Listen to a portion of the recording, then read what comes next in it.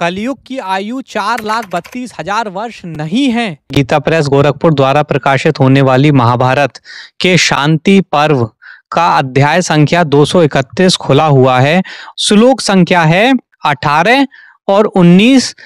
पहले मनुष्यों के जो दिन रात बताए गए हैं उनकी संख्या के हिसाब से अब मैं ब्रह्मा के दिन रात का मान बताता हूँ। साथ ही सतयुग, त्रेता, द्वापर और कलयुग इन चारों युगों की वर्ष संख्या भी अलग अलग बता रहा हूँ। श्लोक संख्या 18 और श्लोक संख्या 19 से ये सारा स्पष्ट कर देता है कि ये सारी जो गणना है वो किसके आधार पर की गई है। मनुष्यों के जो दिन रात बताए गए हैं उन्हीं की संख्या के हिसाब से सतयुग, त्रेता, द्वापर और कलयुग इन चारों युगों की वर्ष संख्या भी अलग अलग से बताने जा रहे हैं। श्लोक संख्या 20 को चत्वार्याहु सहस्त्राणि वर्षाणाम तत्कृतम युगम, इसका अर्थ क्या होता है कि 4000 वर्षों वाला वह सतयुग है।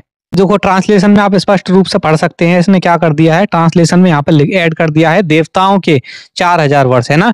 जबकि संस्कृत श्लोक में देवताओं के संबोधित करने वाला कोई भी शब्द जो संस्कृत का जो श्लोक है कहीं भी नहीं लिखा हुआ है। फिर भी इस अनुवादक ने पता नहीं किस षड्यंत्र के तहत ये देवताओं के ये जो शब्द है ये अनुवाद में यहाँ पर जोड़ दिया है।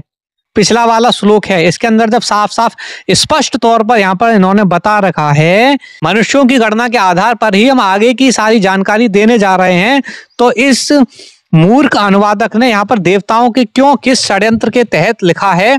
नीचे जब जाएंगे तो एक और श्लोक है यहाँ पर, इस वाली श्लोक के अंदर भी आप देख सकते हैं कहीं भी देवताओं के नहीं लिखा हुआ है, लेकिन इसने अनुवादक ने नीचे क्या लिख दिया है कि इस प्रकार देवताओं के 12,000 वर्षों का एक चतुर्युग होता है।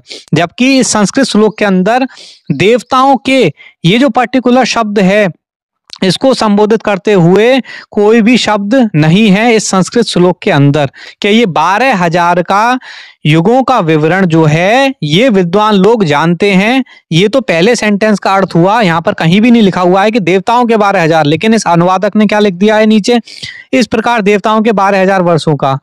मतलब अनुवादक ने कितना बड़ा झोल किया है कलयुग को लाखों साल बताने का, ये इससे समझ में आपको आ जाना चाहिए।